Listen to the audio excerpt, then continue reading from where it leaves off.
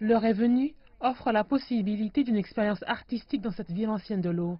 Les peintures, les photographies, les sculptures, les installations, les performances et les arts audiovisuels sont les différentes formes que l'art peut prendre. Et le nom de l'installation artistique qui se trouve derrière moi est Double Vertige. Elle a été créée par le célèbre sculpteur britannique Anish Kapoor. Elle fait partie des 90 œuvres d'art qui sont exposées à travers Woodgen. L'édition 2019 réunit 60 artistes venant de 23 pays et régions. Leurs œuvres d'art sont exposées dans plusieurs endroits dans la ville, y compris à l'usine de soie du Nord, à la Grange Jarry et à la zone pittoresque de l'Ouest, dont 35 seront présentées pour la première fois au public. Dans un contexte humaniste, 30 de ces œuvres ont notamment été créées pour cette exposition.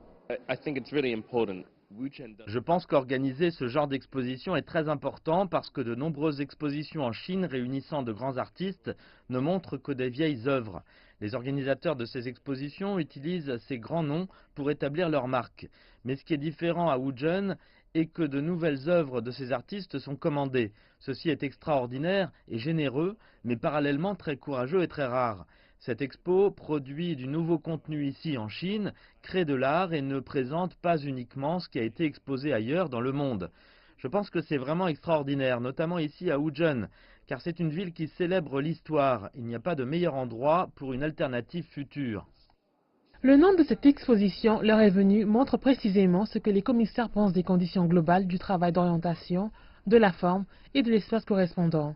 De plus, dans le but d'explorer et encourager la créativité artistique de la nouvelle génération, un programme jeunesse créé cette année réunit des artistes de Yaranao, de Quaking Pendulum, Accidentally Close, Accidentally Far et How Far Off is the Future. In 2016, we always get really big names. En 2016, de grands artistes ont participé à l'expo, mais cette année, de nouveaux artistes participent à l'événement et nous avons voulu les présenter en Chine en commandant leurs œuvres et en nous assurant qu'ils continuent à travailler avec la Chine dans l'avenir, au lieu de tout simplement exposer leurs œuvres. Ceci encourage les jeunes artistes chinois de moins de 35 ans à communiquer avec ces grands artistes.